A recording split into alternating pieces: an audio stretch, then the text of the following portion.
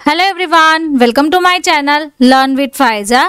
आज हम urethral obstruction के बारे में सीखेंगे, यानी कि हमारा जो यूरेटर है वहाँ पे ब्लॉकेज आ गया है। आपको रुक रुक के पेशाब आती है, या फिर आपकी जो पेशाब है, जो आपकी यूरिन है वो रुक जाती है।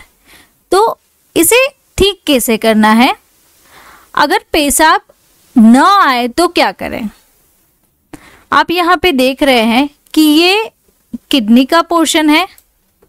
यहाँ पे ये जो पूरा पोर्शन है वो यूरेटर का है। यहाँ पे अगर आपको किसी भी प्रकार का ब्लॉकेज हो गया है जिसके कारण आपको पेशाब नहीं आ रही है, यूरिन नहीं आ रहा है, तो इसके लिए क्या करना चाहिए कि ऐसा हम क्या करें, या फिर ऐसे कौन से ट्रीटमेंट लें जिससे कि आपको ये यूरेट्रल ऑब्स्ट्रक्शन का प्रॉब्लम है वो ठीक हो जाए। तो आज के वीडियो लेक्चर में हम सीखेंगे कि अगर यूरेट्रल में जो यूरेटर है वहाँ पे आपको ब्लॉकेज हो गया है तो उसे ठीक कैसे करना है, किस कारण आपको ब्लॉकेज होता है, उसके क्या लक्षण है और उसकी ट्रीटमेंट क्या ले सकते हैं। तो आप लास्ट तक बने रहिए जिससे कि आपको यूरेट्रल ऑब्स्ट्रक्शन के बारे में पूरी जानकारी मिलेगी। तो चलिए देखते हैं कि आज हम क्या क्या सीखेंगे। सबसे पहले यूरेटर ब्लॉकेज के बारे में सीखेंगे, उसके causes, symptoms, diagnosis and treatment. तो ये जो सारे चैप्टर्स है वो आज हम कवर करने वाले हैं। तो आप यहाँ पे देख रहे हैं कि ये जो पोर्शन है वो किडनी का पोर्शन है। यहाँ पे मैंने आगे आपको बताया कि यूरेटर का पोर्शन। अब किडनी एंड यूरेटर के बीच में ये ब्लॉकेज आ जाता है। तो ब्लॉकेज के कारण क्या होगा, यहाँ पे किडनी में सूजन आ जाएगी। जो भी यूरिन आ रहा है, यूरिन यहाँ पे अटक जाएगा, किडनी में यहाँ पे अटक जाएगा, तो यूरेटर में यूरिन आएगा ही नहीं। तो उससे कारण क्या होगा कि आपको जो पेशाब आ रही है वो रुक रुक के आएगी या फिर पेशाब नहीं आएगी। तो अगर हम सीखें कि पेशाब जो है वो रुक के आ गया है तो क्या होता है। Urethral obstruction is a blockage in urinary tubes. तो हम यहाँ पे देख रहे हैं कि यहाँ पे किडनी है, यहाँ पे ये जो पोर्शन है वो यूरेटर का है। तो यहाँ इस बीच आपको ब्लॉकेज हो गया है। तो ब्लॉकेज के कारण क्या होगा, हमें यूरेट्रल ऑब्स्ट्रक्शन होगा। It can be done with one और बोथ ट्यूब्स ऑफ यूरेटर। हमारी बॉडी में दो किडनियाज होती है। अब ये जो किडनी है दोनों, उस दोनों किडनी के सेंटर पार्ट में यूरेटर होती है। आप यहाँ पे एक देख रहे हैं कि एक किडनी के अराउंड यहाँ पे एक यूरेटर का पोर्शन है, वैसे ही दूसरी किडनी के अराउंड दूसरे यूरेटर का पोर्शन होगा। तो हमारे किडनीज में कितनी यूरेटर होती है? दो यूरेटर ट्यूब्स होती है, जो कि उसके पीछे का कारण है कि उस यूरेटर में ब्लॉक हो जाएगा। अगर ब्लॉक हो जाता है तो हम उसे यूरेट्रल ऑब्स्ट्रक्शन कहते हैं। तो चलिए इसके कॉजेस के बारे में देखते हैं, किस किस कारण आपको यूरेट्रल ऑब्स्ट्रक्शन हो सकता है। सबसे पहले है आपको किडनी स्टोन। हमने यहाँ पे देखा कि ये जो यूरेटर है वो कहाँ से स्टार्ट होता है, किडनी के बीच में से। आप यहाँ पे देख रहे हैं कि किडनी का जो सेंटर पार्ट है वहाँ से यूरेटर का स्टार्टिंग होता है। अब किडनी स्टोन है तो यूरेटर में भी स्टोन आएगा। तो अगर किडनी स्टोन है तो उसके कारण भी आपको यूरेट्रल ऑब्स्ट्रक्शन यानी कि यूरिन का ब्लॉकेज हो सकता है आपको, या फिर आपको ब्लड क्लॉट है। हमने सीखा है कि किडनीज जो है वो ब्लड का फिल्ट्रेशन करती है। अगर उस फिल्ट्रेशन में कोई ब्लीडिंग क्लॉट यानी कि ब्लड का क्लॉट आ जाता है, गांठें आ जाती है ब्लड की, तो उसके कारण भी आपको ये प्रॉब्लम हो सकती है। अगर आपको कैंसरस ट्यूमर्स है या फिर कैंसर की गांठें हैं और नॉन कैंसर, बिना कैंसर की भी गांठें होती है और कैंसरस गांठें भी होती है, तो ये जो दोनों गांठें हैं, ये जो ट्यूमर्स है, उसके कारण भी आपको यूरेट्रल ऑब्स्ट्रक्शन हो सकता है। Then endometriosis. तो ये जो सारे प्रॉब्लम है उसके कारण आपको यूरेट्रल ऑब्स्ट्रक्शन हो सकते हैं। और हम यहाँ पे देखें तो स्वेलिंग इन यूरेटर वॉल। आप यहाँ पे देख रहे हैं सबसे पहले जो इमेज है वहाँ पे है नॉर्मल किडनी, देन दूसरी जो इमेज है वहाँ पे एनलार्ज किडनी, यानी कि ये जो नॉर्मल किडनी का पोर्शन था वो एनलार्ज हो गया है। Then enlarge kidney and ureter. तो आप यहाँ पे देखें, यहाँ पे ये जो यूरेटर का पोर्शन है वो एज यूजुअल नॉर्मल यूरेटर की तरह है। तो जो थर्ड कंडीशन है, थर्ड कंडीशन में क्या होता है कि यहाँ पे किडनी भी एनलार्ज है एंड यूरेटर भी एनलार्ज है। तो इसके कारण आपको स्वेलिंग आ जाती है, यानी कि वहाँ पे सूजन आ जाती है, या फिर कोई ऐसे फॉरेन पार्टिकल्स है जो कि आपकी बॉडी में एंटर हुए हैं, तो उसके कारण आपको ब्लॉकेज हो जाता है। आपको ऐसी ट्रॉमेटिक कंडीशन है, या फिर पेल्विक फ्लोर में आपको फ्रैक्चर हो गया है, या फिर आपको पेल्विक जो पेन है वो ज़्यादातर मात्रा में रहता है, तो उसके कारण भी आपको ब्लॉकेज हो सकता है। आपके जो ब्लैडर के मसल्स है या फिर वो वीक है, तो उसके कारण भी आपको जो पेशाब है वो रुक रुक के आती है। वीडियो के बीच में मैं आपको बताना चाहती हूँ कि हमने एक कोर्स लॉन्च किया है बीमारियों एंड उसका उपचार के बारे में, तो आप वो कोर्स हमारा ज्वाइन कर सकते हैं, और उसकी एक बुकलेट भी आने वाली है। तो उस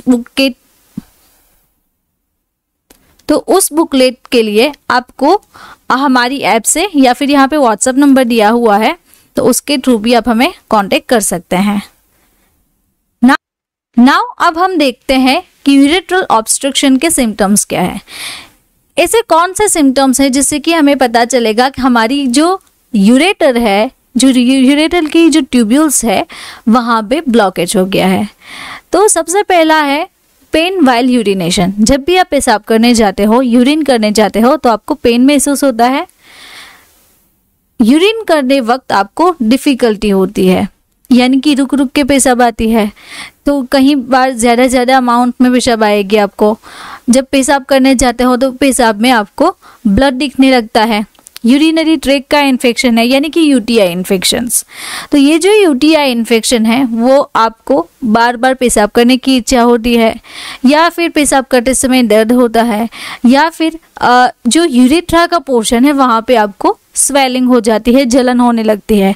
तो ये जो सारे सिम्टम्स है वो यूटीआई के हैं। देन आपको हाई ब्लड प्रेशर रहता है, या फिर आपको एब्डोमिनल पेन है, लोअर बैक पेन है, रिब्स का पेन है, तो उस कंडीशन में भी आपको पता चल सकता है कि आपको यूरेट्रल ऑब्स्ट्रक्शन होने के चांसेस है। फीवर है, nausea, vomiting and swell on legs, यानी कि पैरों में सूजन आ जाना, तो उस पर भी हमने एक वीडियो लेक्चर बनाया हुआ है, तो आप वहाँ से जाके वो जो वीडियो है वो एक्सेस कर सकते हैं, ऊपर आई बटन दिया हुआ है। तो ये जो सारे सिम्टम्स है वो यूरेट्रल ब्लॉकेज के हैं। नाउ डायग्नोसिस के बारे में देखें कि इसका निदान कैसे हो सकता है, कैसे पता चलेगा कि आपको यहाँ पे ये जो यूरेटर का पार्ट है वहाँ पे आपको ब्लॉकेज है। तो सबसे पहले आपका ब्लड टेस्ट होगा, देन यूरिन टेस्ट होगा। अगर आपको किडनी स्टोन है, यूरेटर का स्टोन है, तो वो आपको यूरिन टेस्ट से पता चल सकता है।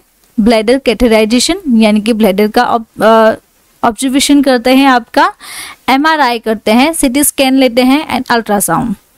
ये जो सारे डायग्नोसिस है, उस डायग्नोसिस से हमें पता चलता है कि आपको यूरिनरी ट्रैक में या फिर यूरेट्रल का ब्लॉकेज है।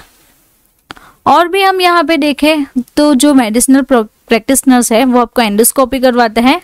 एंडोस्कोपी में क्या होता है कि आपके माउथ के थ्रू या फिर आपका जो यूरेटर का पोर्शन है, यूरेट्रा के पोर्शन में से एक कैमरा आपकी बॉडी के अंदर इंसर्ट करते हैं, जो कि वहाँ से जाके वो जो पिक्चर्स है वो क्लिक करके उसकी एंडोस्कोपी लेते हैं।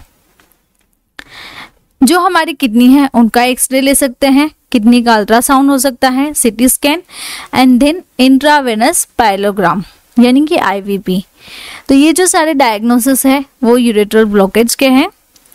वीडियो के बीच में मैं आपको बताना चाहती हूँ कि हमारा एक ह्यूमन एनाटॉमी एंड फिजियोलॉजी का कोर्स है, जिसके लिंक मैं आपको डिस्क्रिप्शन बॉक्स में दे दूंगी, तो आप वहाँ से जाके डायरेक्टली हमारा जो कोर्स है वो एक्सेस कर सकते हैं।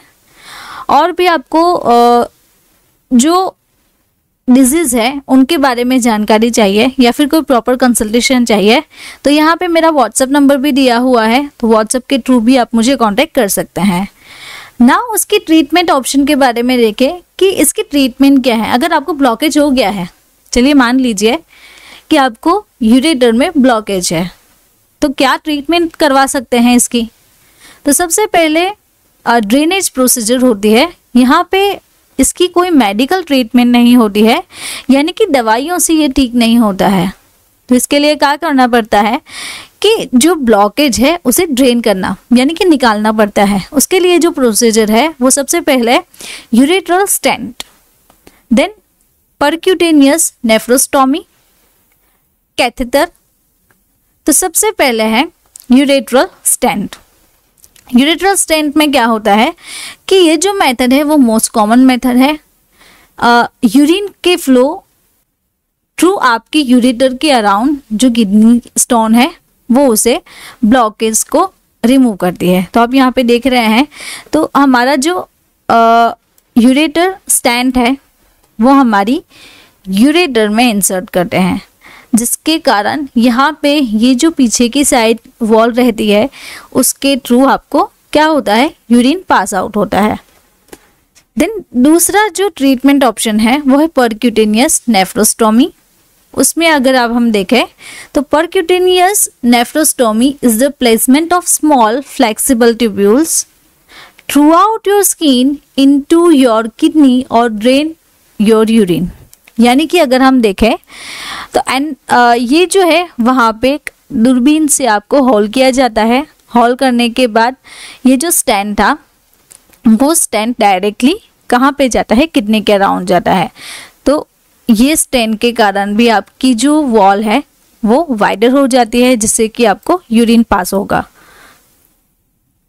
Then catheter. कैथेटर में क्या होता है, catheter is a tube that is insert into your bladder. यानी कि हमारा जो ब्लैडर है वहाँ पे उसे इंसर्ट करते हैं, जिससे कि यूरिन है वो ड्रेनेज हो जाए, यानी कि बाहर के निकल के आए।